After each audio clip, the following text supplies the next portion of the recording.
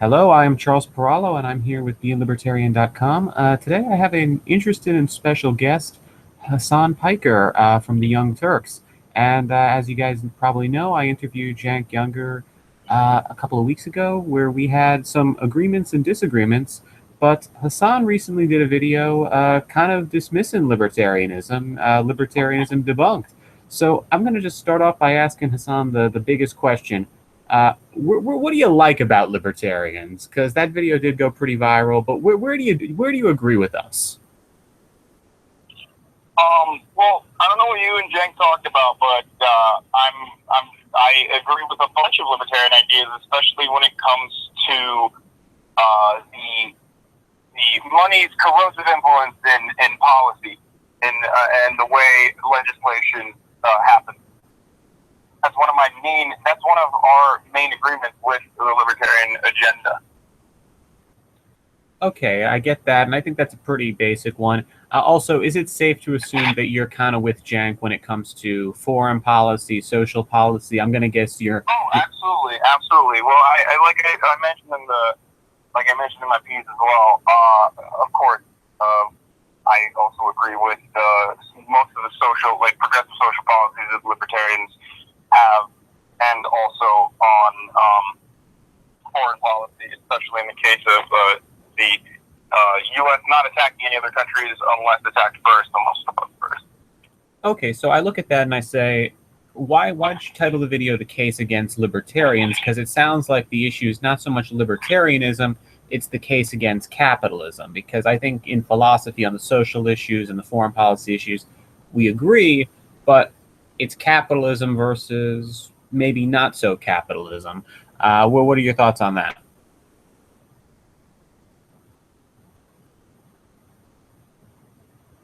Are you there?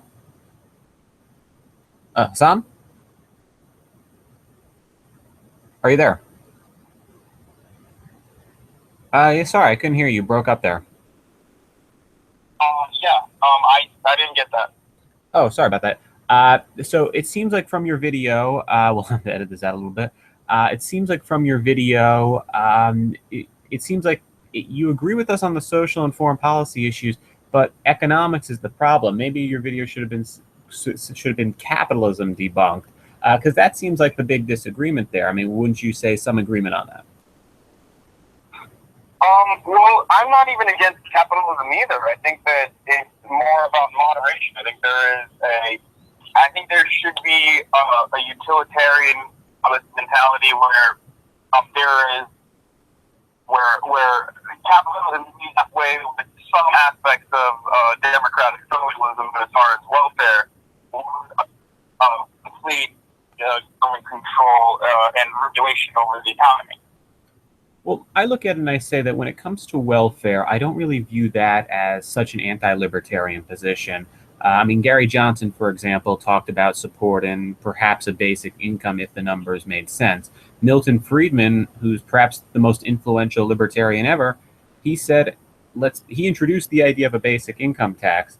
And there are some structures here, but you go at the issues and you kind of say the extremes. I look at Bernie Sanders, and I kind of see the extreme of democratic socialism, the extreme of liberalism. I mean, let's take an example: $15 minimum wage. Bernie Sanders wanted to put that in place. If the $15 minimum wage happened, according to our own CBO, we could probably witness 4 to 6 million jobs lost within the course of 3 years, and only 10% of people get an increase. Wouldn't you say that's a little tough? Hello? Yes, did you hear me there? Are you there? Oh, sorry about that. Sorry about that. I'm not sure what's happening here. So for the for the CBO though, I mean, with Bernie Sanders, he talks about a $15 minimum wage. He says let's do it, but the CBO reports on it saying, hey, if you do it, you're going to lose 6 million jobs, perhaps. You're going to have only 10% of people get an increase. They went through his tax plan and they said there'd be a 10% reduction to GDP. Don't you view that as an extreme?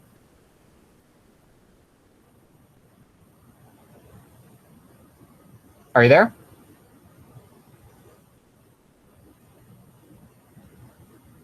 Are you there?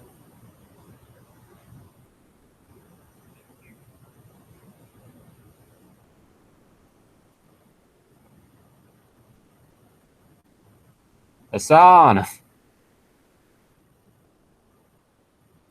were you able to hear most of that? Ouch. Oh,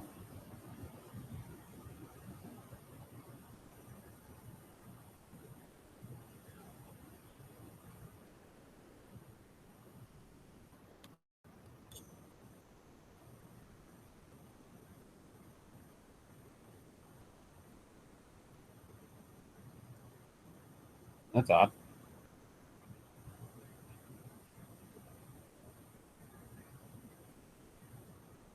Oh, that's weird. I mean, maybe it was breaking up on his. Maybe it's breaking up on his end. Do you hear me okay now? That's weird.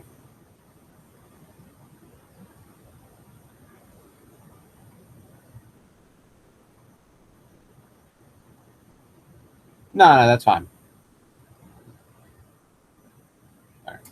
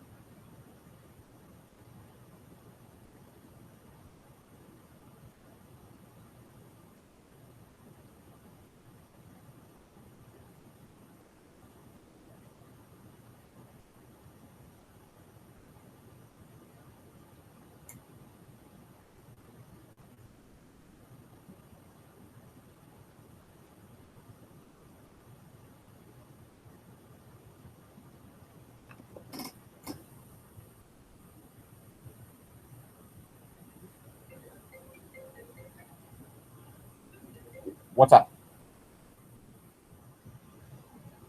Yeah, how is he doing?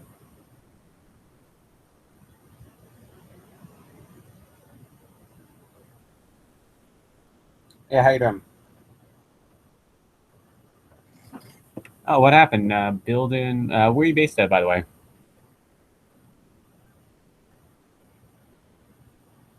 Oh, okay. So sorry about that. Was it me breaking? I don't know.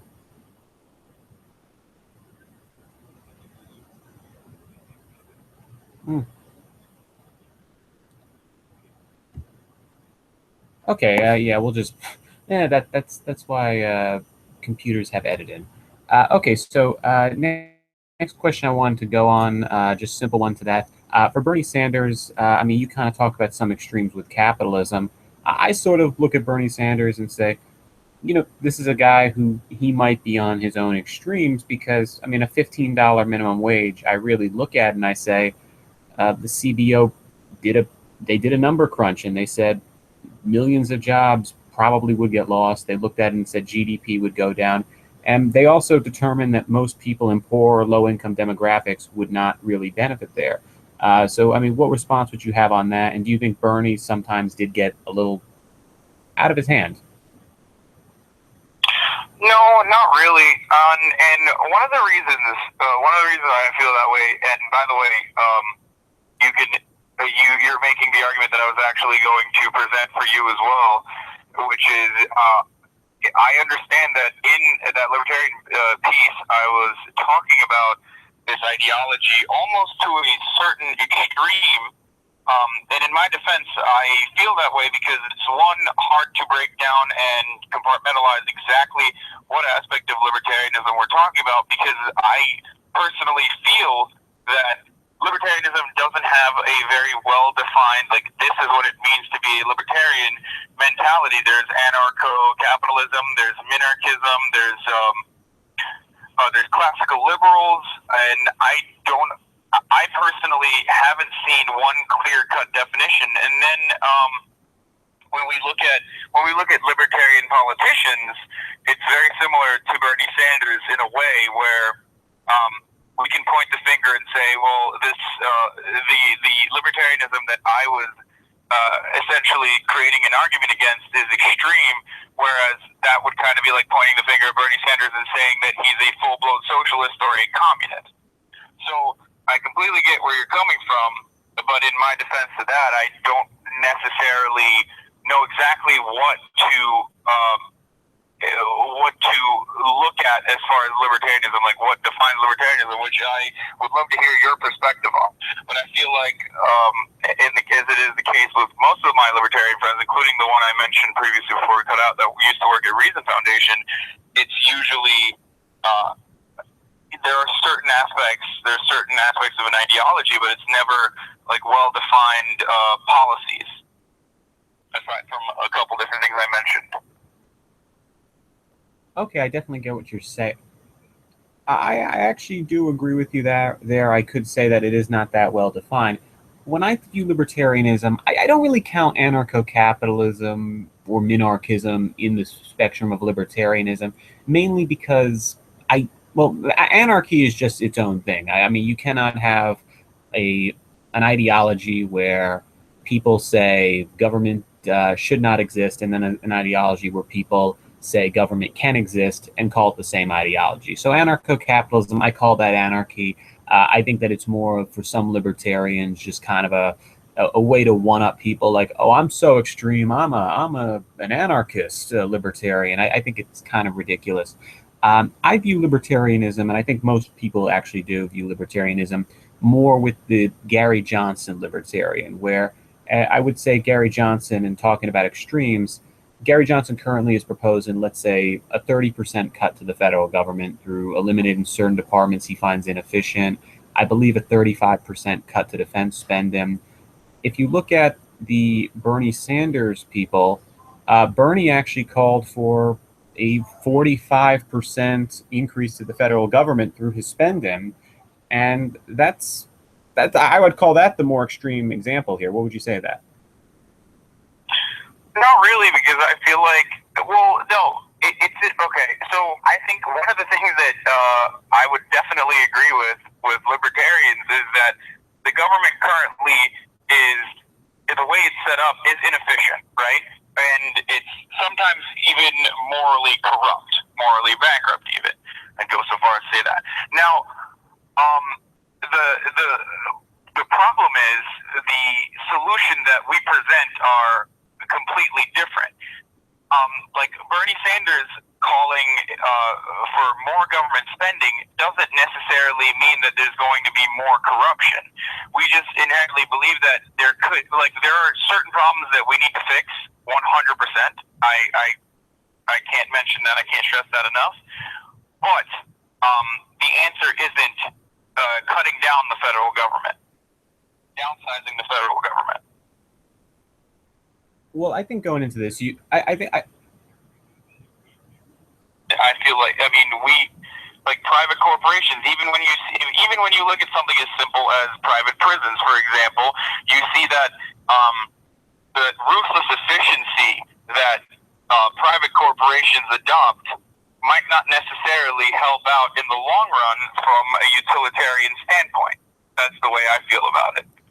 Well, I look at it and I say that, okay. Well, I look at, well, I would start off by saying, where can we agree we cut? I mean, because I think you and I can agree defense spending, okay, that can be sliced in half probably. I think we look at the police state and the war on drugs, cut spending. So you could agree there are some things where, hey, we definitely should knock out a few departments, knock out a few buildings and so on. Absolutely. Okay, but now going into this when it came to Bernie Sanders and what he was advocating for, I mean, I would say the biggest spending proposal he had was saying single-payer medicine.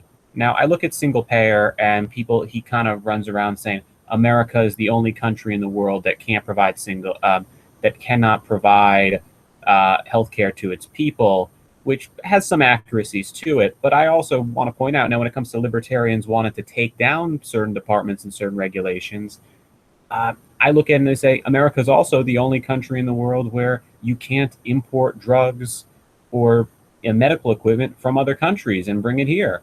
And I look at that and I say, you know, that's something that we're kind of ignoring at this point in time. And by eliminating that, I think that would have a greater impact over, let's say, the single-payer medicine. Because if you review Medicare spending and Medicaid spending, there is a lot of evidence that it's actually less efficient than what insurance in the private sector does in America currently.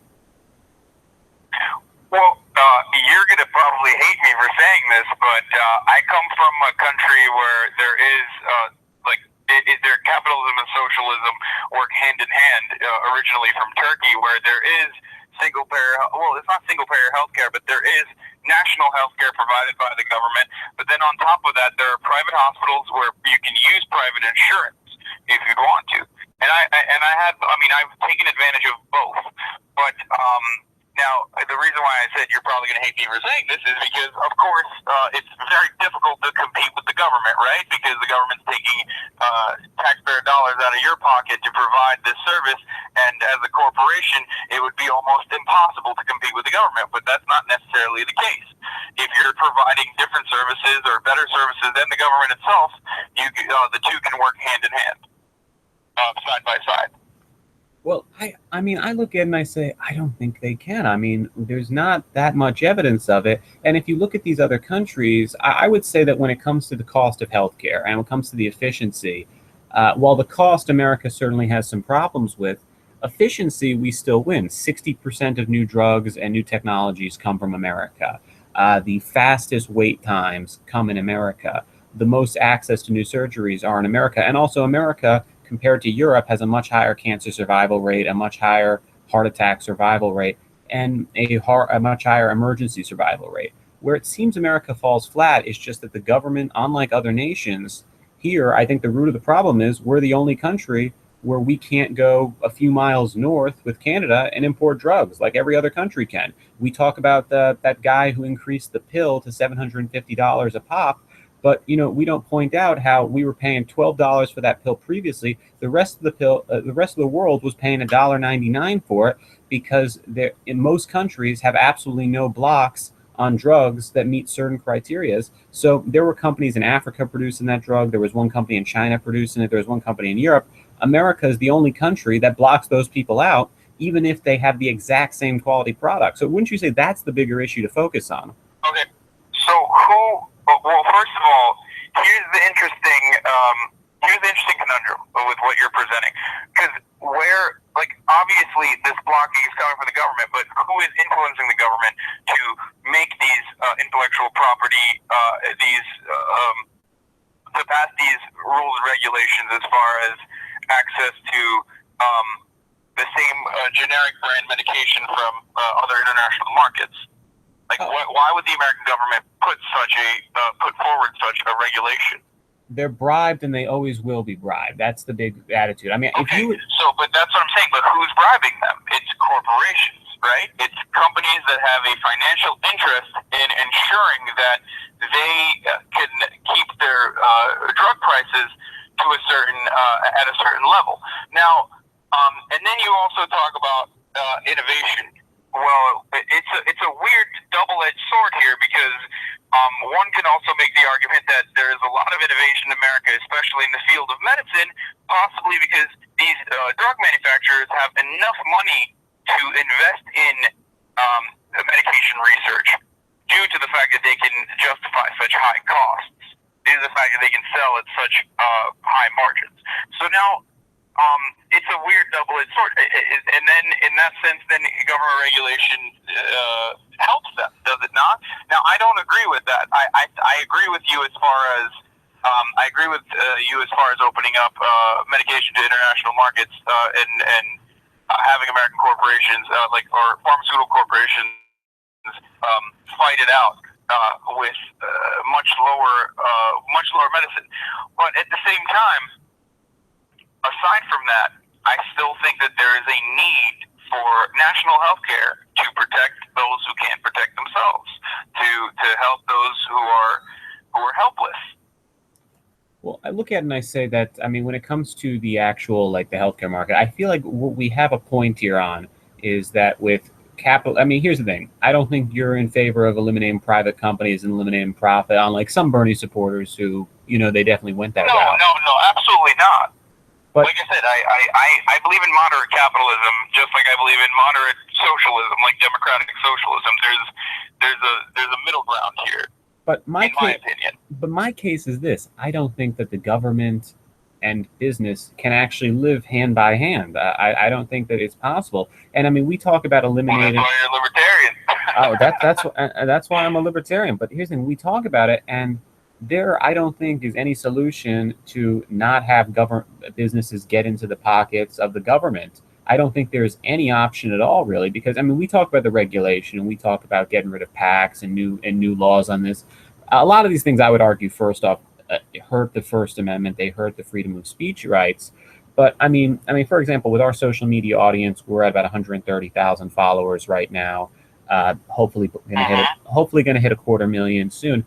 I mean, we post a lot of very pro Gary Johnson stuff, and we do bash Trump and Hillary. It wouldn't be that hard for us to, maybe find Uncle David Koch or whatever, and he throws us some money for advertising or whatever, and we play his favorite role. I mean, we wouldn't actually do that, but I mean, how would you even stop the corporate interest? What is your plan there? Or what do you think is a good plan? I don't think you stop corporate interest, because to a degree I do believe corporate interest breeds progress. I don't necessarily think that the government should control all of that at all. I think the government is there to protect and to regulate, to ensure that all of its citizens have basic access to things that to create an environment for all of its citizens that fosters progress. When you're not hungry, when you have a roof over your head. Now, I'm not saying the government should also provide housing for everyone, but I'm saying to as best as they possibly can to protect its citizens. When you're not hungry, when you have a place to sleep, when you have enough money, when you lose your job, to look for a new one without disrupting your life, I feel like that breeds an environment where you can prosper. Okay, so I look at it and I say breed an environment that education, of course. Now I look at it and say, so you would agree, and you'd agree that Bernie Sanders' spending plans, you would call that ideal, correct? I mean, not necessarily. So, of course, like there's never, at least in my case, there has never been a political candidate that I 100% agree with. Well, but I look at it and say, but hold on. Gun regulation, like there have been instances where he's done wrong as well. But I like Bernie Sanders in the same sense that I like Ron Paul. But he plays an important role in American politics and proves that. And by the way, I like Gary Johnson as well, even if I don't agree with some of his ideas. So, like, he played an important role in American politics, a revolutionary role that you can be an idealistic candidate and still, with the power of social media, with the power of independent citizens, kind of shift the democratic establishment's like their platform. Okay, now I look at it and I say that, but hold on, just going back to the Bernie thing, you're in favor, just yes or no's on these, in favor of socialized medicine, correct? Yes or no? Yes. In favor of universal college, yes or no? Well, again, so we're not completely looking at the definition of this, though. Universal colleges, like I don't know how you feel when you hear that, but when I hear socialized medicine or universal college, I hear an environment where, like, I see an environment where business works hand in hand, private corporations work side by side with the government. The government offers free college to those who need it, but then also, if private institutions still want to continue to be private institutions and charge whatever they want to charge, they can do that. And there's a rigorous testing procedure in order to get into these public institutions. It's not, I mean, it's no different than the way the American system currently is. It's just maybe shifting the budgets around a little bit in order to pay for, in order to make public universities completely public, like it is all over the world. Okay, but to go into this, and I mean, you mentioned cut spend, and I'm about to get to that as my point. For the Bernie Sanders plan to work, Bernie Sanders would have had to increase the federal government size probably about 40 to 60%. Also, with the tax burden that was projected to come from that, a lot of analysts, including our own CBO, they put an 8 to 10% GDP loss. So currently, the federal government with the state and local government spends about 28% of GDP. Most of the world is about the same as that. America runs pretty average. There's some countries who are a little higher, some countries who are a little lower. And for a manufacturing country, by the way, America is pretty damn high. I mean, if we want to have a manufacturing base, we should probably be more in the 15% realm. But if Bernie Sanders' plans were initiated, it would have led to a 45% GDP spend into GDP. If that projected GDP loss happened in that process, we would have an America where I believe that 55 to 60% of GDP is spent by the government. That is more than any other nation in the world. It's above Denmark. It's above any of these other countries that people run around. And also, there is an agricultural base. There is a manufacturing base, unlike these other countries. Don't you see that as some sort of problem? No, but like politics is never black and white. It's never surefire. Like Bernie Sanders, all of his policies were never going to be implemented. We don't, especially as president in the office that holds, yes, a lot of power and a lot of influence, but never. It's not a dictatorship. At the end of the day, the competing powers were going to eventually find a better, like a more moderate solution. Now, do I agree that there should be? I mean, we could have a higher percentage of GDP. Yes, absolutely. But tax revenues. But like the numbers you're putting out there, and also the job loss that you're referring to is all hypothetical. It's not, and also Bernie Sanders wouldn't have necessarily been able to implement that anyway. Well, I mean, you see what I'm saying? Well, no, I understand what like you're saying. My idea, probably just like yours, is that I would rather have someone who has a more similar approach or similar ideals to myself running for office than one of these other two candidates that I don't necessarily appreciate at all. But I look at that and I say that I think what you That's why I like Bernie Sanders. But I look at what you're saying, and at the end of the day, I think you get Hillary Clinton or maybe someone like Martin O'Malley, but you don't get Bernie Sanders. When I vote for Gary Johnson, I'm voting to say, let's have a president who will pardon 800,000 people in jail for the war on drugs. I look at a president and I say, hey, let's see if we can actually cut the federal government maybe 10%. I mean, with Bernie Sanders, we're talking about a 45% increase here. We're talking about, I mean, how do you have Bernie Sanders and not have single payer medicine? How do you have Bernie Sanders and not have government sponsored college? I mean, that's how do you have Bernie Sanders and not have a $15 minimum wage? But I agree with that. I agree with that, and I agree raising taxes as well in order to achieve those results.